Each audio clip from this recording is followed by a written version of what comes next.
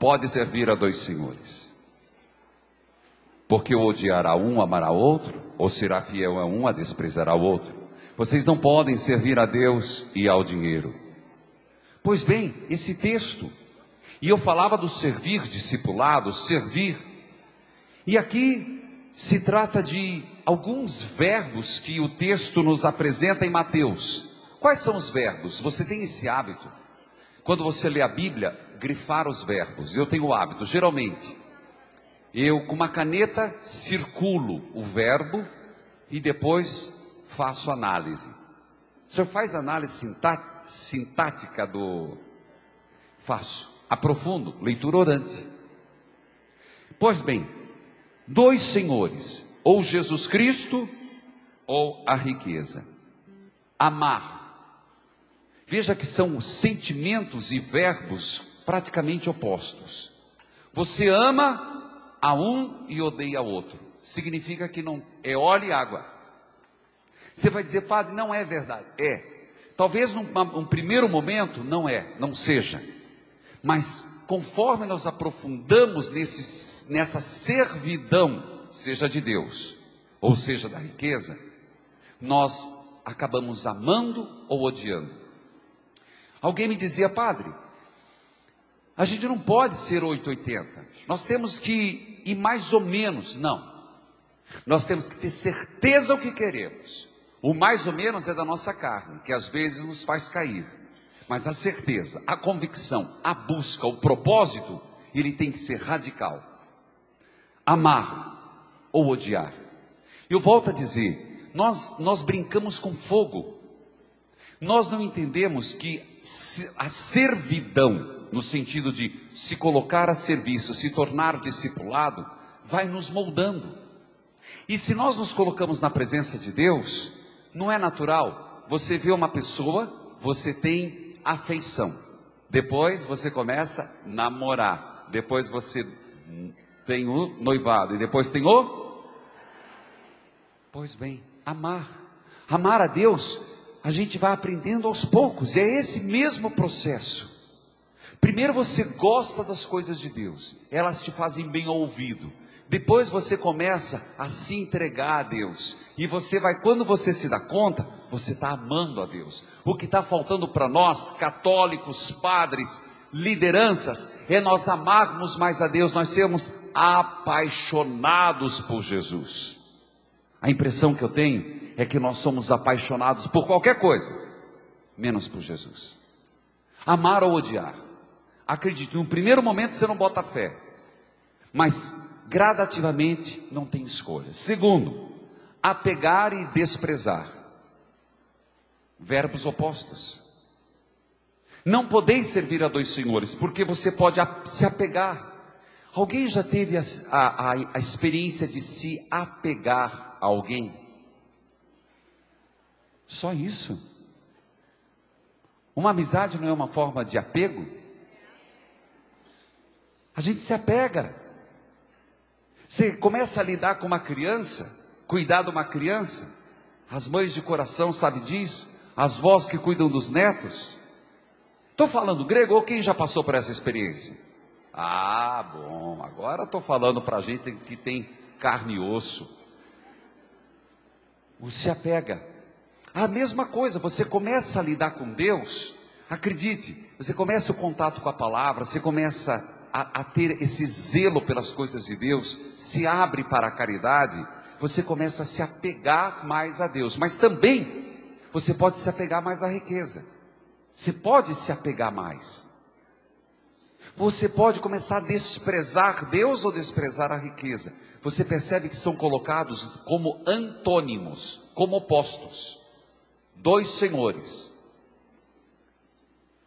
Pois bem, será que nós temos consciência que o fim último de todos nós, na verdade, é Deus? Não há como dividir Deus, ou não há como dividir a felicidade, não há como dividir a nossa vida entre absolutos contrários. O que é isso, padre? O que são absolutos contrários?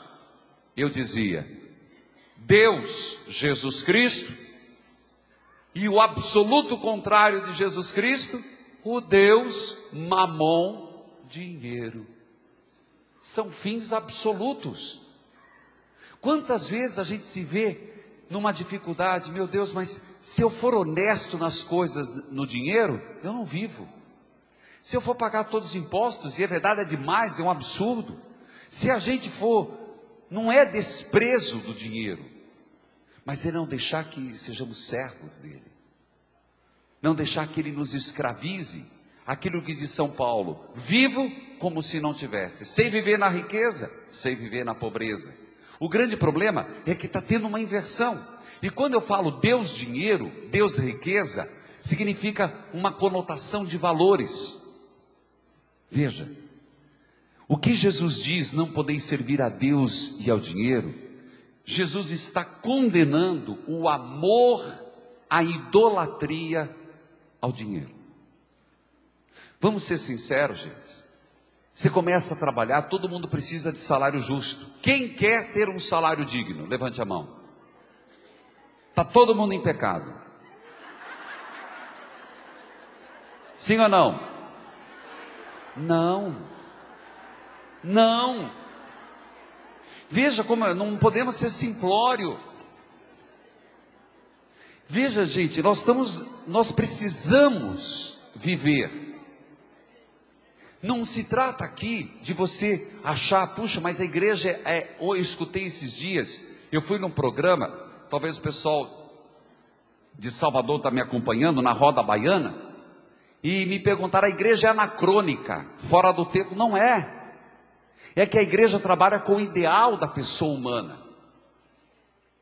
A igreja trabalha com o ideal da sociedade, que é de Deus. Não é que a igreja é anacrônica, é mal compreendida. Não estou dizendo aqui que é para você não querer um bom salário, ou querer ter uma casa, que é pecado você querer ter um carro, de você ter um certo conforto. O problema é a idolatria disso. O problema é o apego demasiado. Veja, eu falava da palavra apegar e desprezar, amar e odiar. O que é que você colocaria como sacrifício para Jesus Cristo? Sacrifício para Jesus Cristo, o que ele falou? Eu não quero sacrifícios, mas eu quero a misericórdia.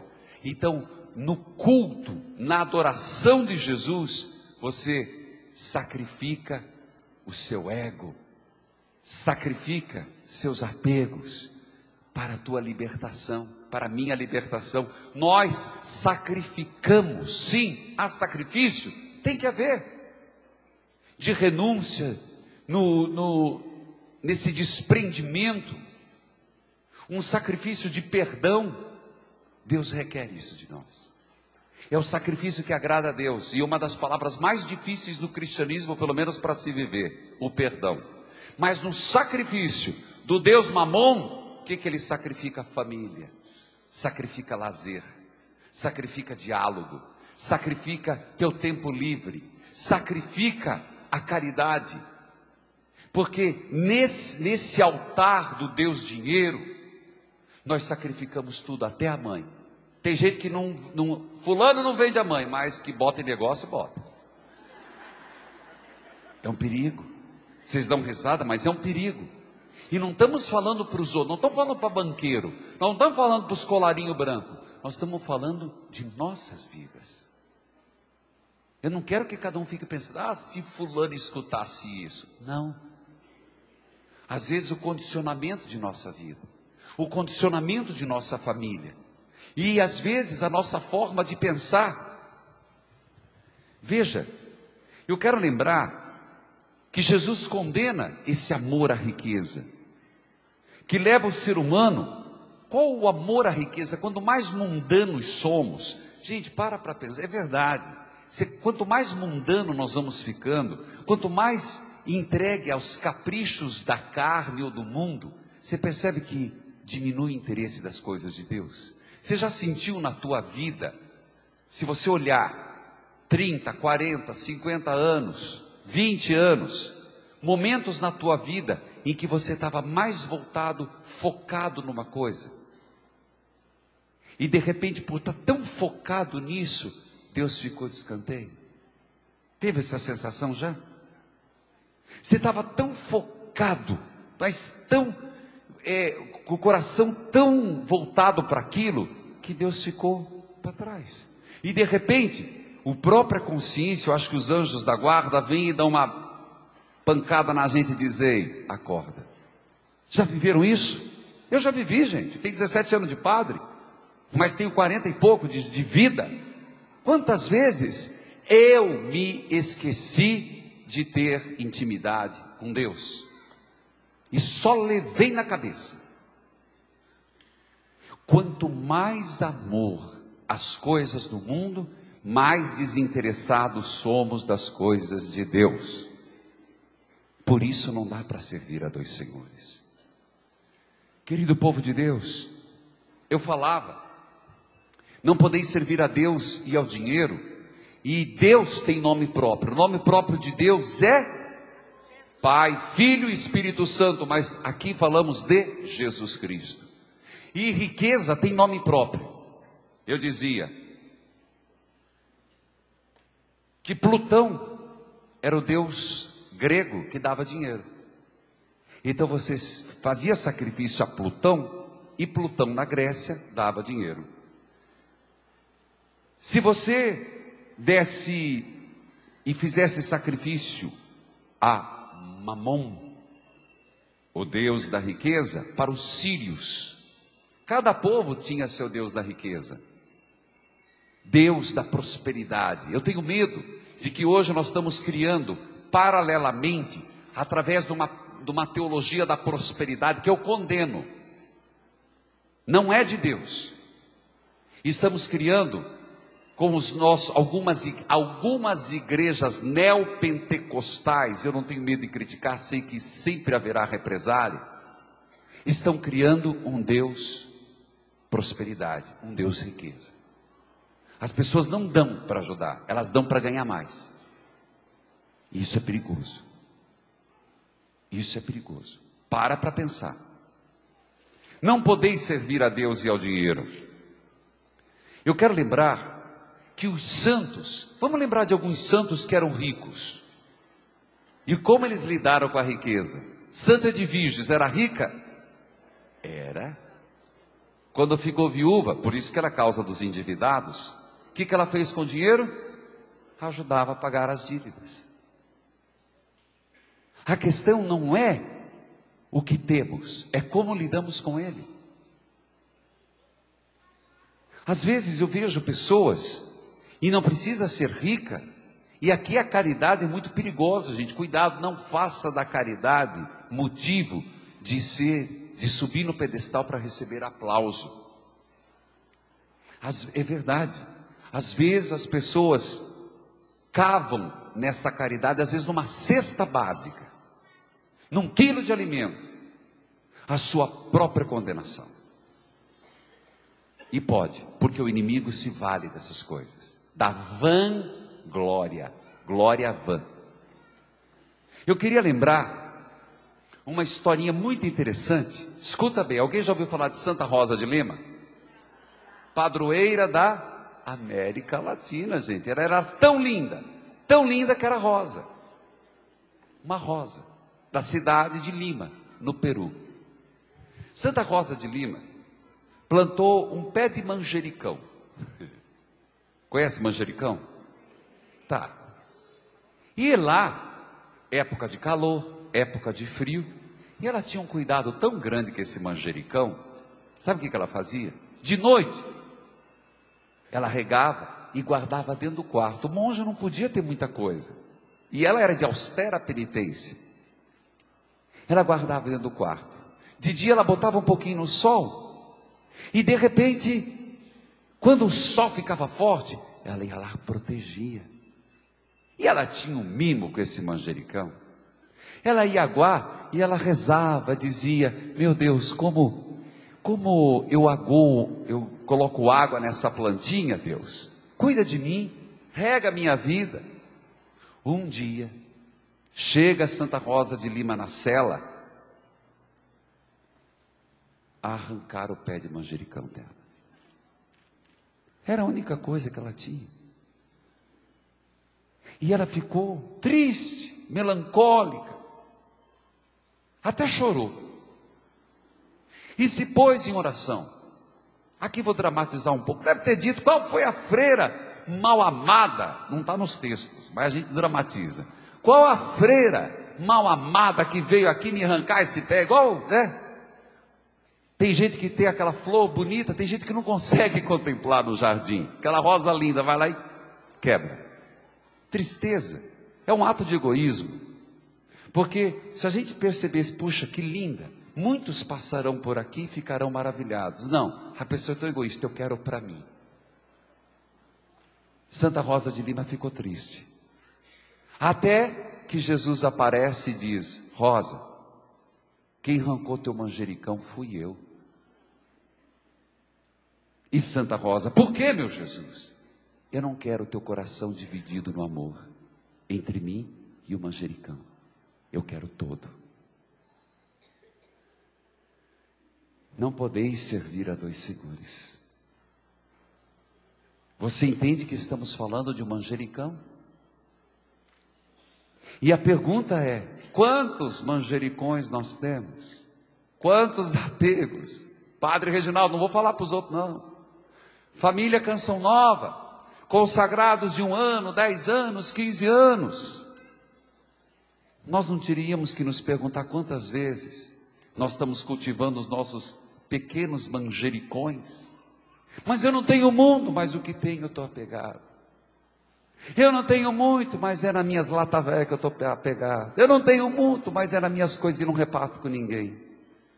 Cuidado. Jesus pode fazer como Santa Rosa de Lima. Vai lá, corta, arranca. Por isso eu entendo aquele texto de João. Aquele texto de João que cada vez que eu prego, cada vez que eu rezo, aquela palavra poda me dá arrepio. Eu sou a videira, vocês são os ramos.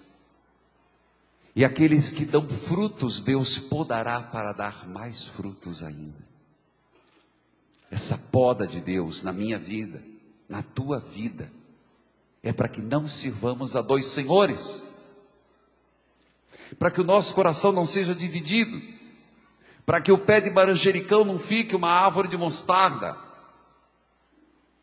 Eu gostaria de lembrar Isaías, capítulo 42. Qual o primeiro texto que eu citei? Vamos ver se vocês marcaram. Mateus, capítulo 6, versículo: ninguém pode servir a dois senhores. Com efeito, odiará um e amará outro, ou se apegará ao primeiro e desprezará o segundo. Não podeis servir a Deus e ao dinheiro.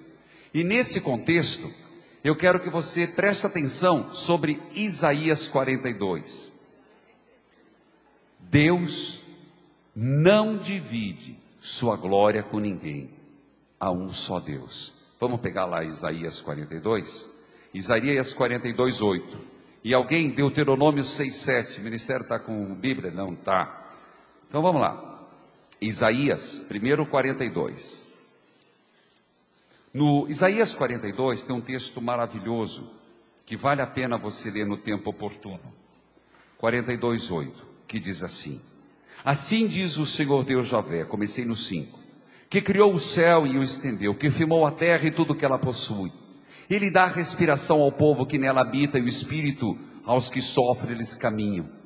Eu, Javé, chamei você para a justiça, tomei-o pela mão e lhe dei forma e o coloquei como aliança entre o povo, luz para as nações, para você abrir os olhos dos cegos, para tirar os presos da cadeia e do cárcere os que vivem no escuro. Eu sou Javé, este é meu nome. Não vou dar para outro a minha glória, e nem vou ceder minha honra para os ídolos.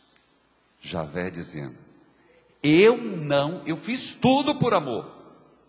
E eu quero falar agora livremente desse texto, num contexto de Jesus dizendo para mim e para você. Olha para a cruz aqui. Jesus dizendo assim: Maria, José, eu Entreguei minha vida como cordeiro imolado. Eu abri mão da minha liberdade. Eu me entreguei por amor. Eu sofri por amor de você. Eu me fiz Eucaristia. Eu não aceito dividir a glória com ninguém, porque eu sou o teu único Deus. E não dividirei o teu coração com outros e falsos ídolos. Então, se dentro do meu coração e dentro do teu coração existe alguma forma de manjericão, de apego, o Senhor não permite. Não podeis servir a Deus e ao dinheiro. Querido povo de Deus, se você lembrar, quando o povo estava no Egito, quando o povo era escravo, era servidão, era morte. Serviam ao Deus do faraó, e era extremamente sem dignidade. De repente Javé os liberta, o êxodo. Até hoje os judeus cantam as maravilhas do êxodo, e nós às vezes esquecemos o grande êxodo que aconteceu na cruz. A impressão que eu tenho é que nós minimizamos o poder redentor de Jesus. Eu tenho pregado muito sobre a cruz, sobre vivermos na graça da redenção. Deus não quer seu coração dividido. Isaías capítulo 42, versículo 8. Não divido a glória com ninguém. Querido povo de Deus, enquanto cantamos em Deus o milagre, abra 1 João 2, 15 e 16. 1 João 2, 15 e 16. Em Deus espero um milagre. Você. Me aproprio da graça, Senhor. Tomo posse da cura. Não vou desistir. Com fé vou esperar. Em Deus espero um milagre. Me aproprio da graça, Senhor. Tomo posse da cura. Eu sei que em Deus a minha hora vai chegar. Pegaram o texto que 1 João, capítulo 2, versículo 15 e 16, eu leio.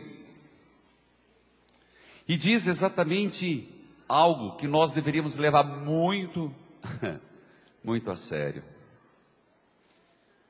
Vou pegar um pouco antes. Eu lhes escrevo, filhinhos, porque os pecados de vocês foram perdoados pelo poder do nome de Jesus. Eu lhes escrevo, pais, para que vocês conheçam aquele que existia desde o princípio. Eu lhes escrevo, jovens, porque vocês venceram o maligno. Eu lhes escrevi, filhinhos, porque vocês conheceram o Pai. Eu lhes escrevi, Pai, porque vocês conhecem aquele que existia desde o princípio. Versículo 15. Não amem o mundo. Não podeis servir a Deus e às riquezas. Olha o que João nos diz. Não amem o mundo, e nem o que há no mundo. Se alguém ama o mundo, o amor do Pai não está nele. Pois tudo o que há no mundo, os apetites baixos, os olhos insaciáveis, a arrogância do dinheiro, são coisas que não vêm do Pai, mas do mundo. E o mundo passa com seus desejos insaciáveis, mas quem faz a vontade do Pai permanece para sempre. Não ameis o mundo, e nem o que há do mundo. Você lembra que eu falava que nós vivemos uma sociedade ansiosa? Uma doença da ansiedade não é só nossa, é do mundo. Vivemos uma sociedade medrosa. Porque falta-nos fé, confiança nesse senhorio de Jesus. Somos uma sociedade de pessoas fracas, e a fraqueza dá lugar ao desespero. Por quê? Porque somos apaixonados pelo mundo e não somos apaixonados por Deus. Eu volto a dizer, por que o amor do mundo não nos sacia? Tudo que há no mundo, apetites baixos. O que são apetites baixos?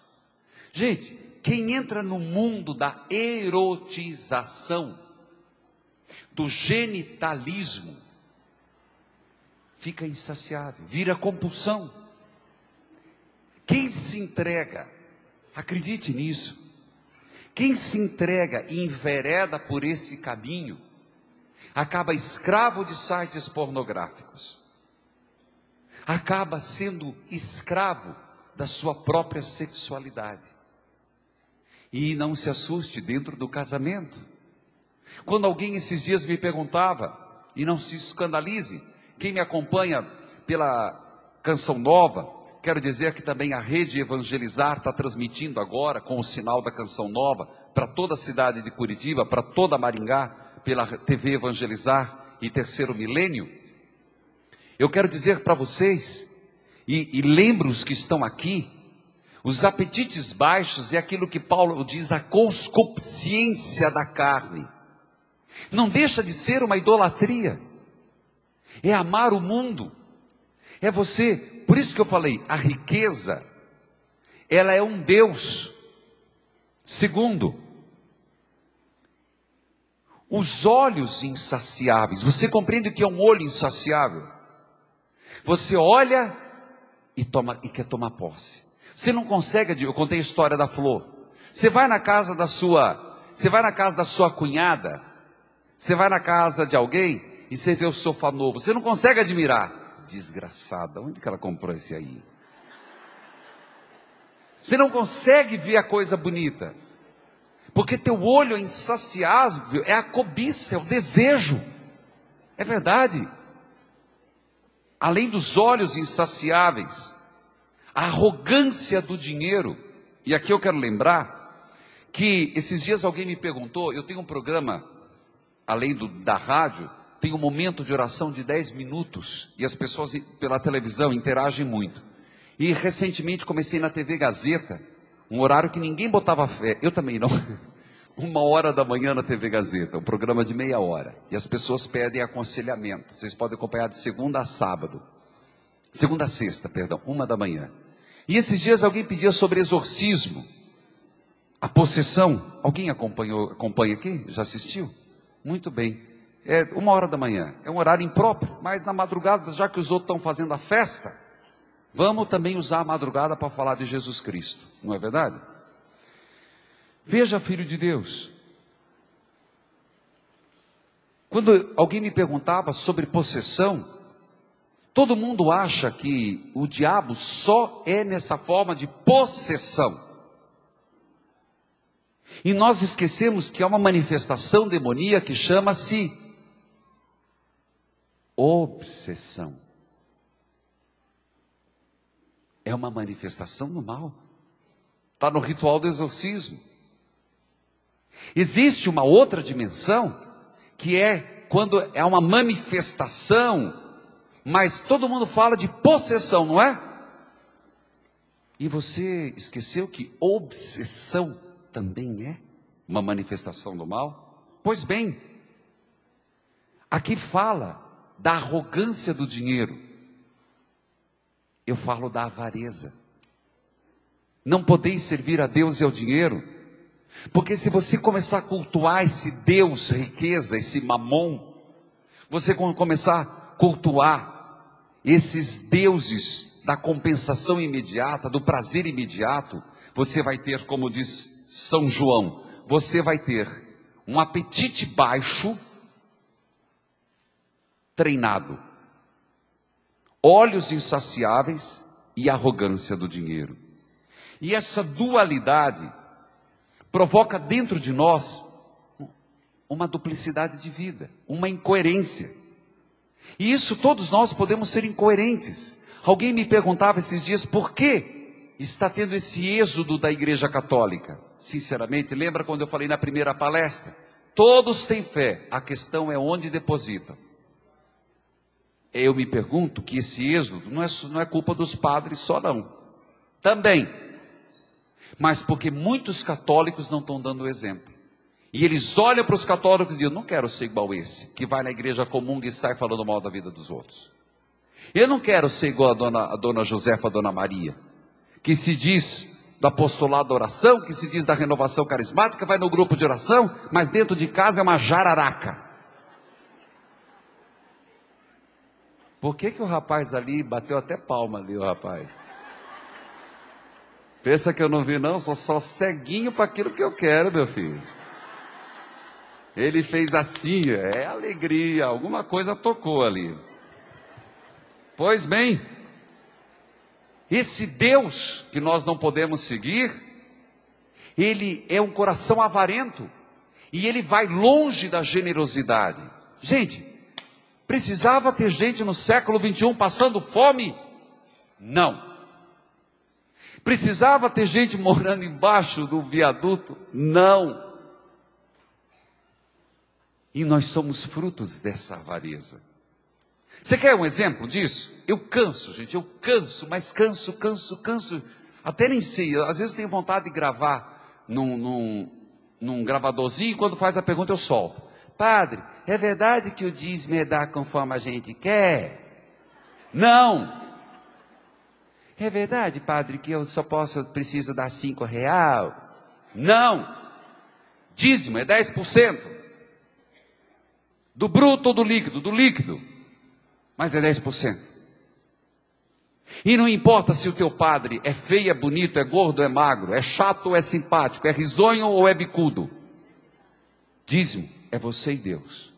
E pronto. Independe de qualquer um. Até nisso nós somos avarentos. Esses dias uma senhora, cheia de pérola no pescoço, cheia de badulac, parecia uma avinha de Natal. Paguei meu dízimo, dei R$10. Falei: a senhora fez uma esmola. Não gostou não. Acho que não vai mais na minha missa não. O Deus que não é Jesus Cristo leva o egoísmo ao culto do eu e leva-nos à obsessão por coisas, obsessão por objetos, obsessão por pessoas. Tem gente que coleciona pessoas. Existe um filme chamado Colecionador de Ossos. Eu diria, tem gente que coleciona mulher, tem gente que coleciona marido, tem gente que coleciona esposa. Hoje é moda colecionar. Antes era selo. Hoje é certidão de casamento. Antes se colecionava objetos, hoje se coleciona pessoas. Colecionador de pessoas. Usa, quando não presta, larga. Obsessão pelo poder. Gente, isso é um dos maiores maus dentro da igreja. Males diante da igreja. Obsessão pelo poder. E eu não estou falando dos pretos que querem a batina vermelha, a vermelha que querem a branca, não. Preto violáceo, violáceo cardinalício, cardinalício papal, não. Estou falando entre nós, nas coisas simples. A obsessão pelo poder. A obsessão do poder que leva uma pessoa a não ter medida na língua. Destrutivo, maldoso. Dentro dos nossos grupos de oração. Às vezes até ao lidar com os dons, carismas que Deus nos dá, o inimigo semeia essa obsessão pelo poder. A obsessão e esse Deus mamon, esse Deus riqueza, esse Deus dinheiro, esse Deus mundo, ele cala a voz da ternura dentro de nós. Deixamos de ser pessoas ternas. Entende a palavra ternura? Uma pessoa terna. deixamos de ser pessoas do amor. Deixamos a bondade de lado, a benignidade. Na verdade, esse Deus fere o 7º mandamento e estimula a vivê-lo. Às vezes, não é uma coisa tão escrachada, como diz, não deveis amar a Deus e ao dinheiro. Você vai dizer, mas eu amo a Deus. Eu não estou falando do ponto de vista escrachado. Todo mundo vai dizer que ama a Deus. Mas nós somos muito conscienciosos. De que forma, Padre? Conscienciosos, no sentido de que eu falava da mediocridade do nosso ser cristão. Nós queremos ter os nossos manjericões. Jesus hoje nos disse, logo no começo da manhã, não vos preocupeis. E eu dizia, o ontem é,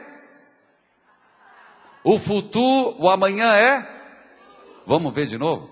O ontem é, o amanhã é, e o hoje é um presente.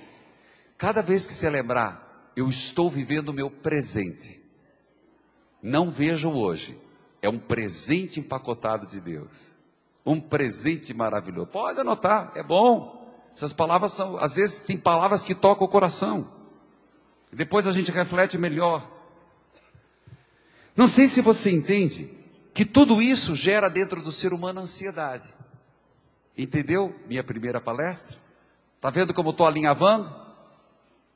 Leva à ansiedade, leva à fraqueza, leva ao medo, leva à perda da fé. Leva ao desinteresse das coisas de Deus. Leva a uma insatisfação interior. Leva a uma situação dentro de cada um de nós que é insustentável.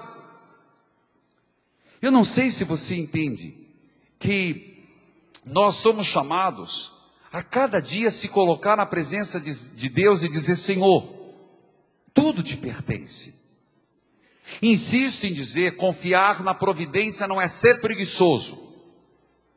Confiar na providência e saber que Deus nos dá o melhor, não é você se acovardar, não é você cruzar os braços, não é você dizer Deus vai me dar tudo. Não, tem que lutar, colocar todo o seu empenho, dar o seu tudo, mas sabendo que o tudo sem Deus não é nada. Então pôr o seu empenho, se esforçar no trabalho, ser zeloso no trabalho, ser trabalhador na vida, mas saber que tudo isso, servindo a Deus, faz a diferença. Cuidado com o meio termo condenável. O que é esse meio termo condenável? Eu acredito que se aplica à maioria de nós cristãos.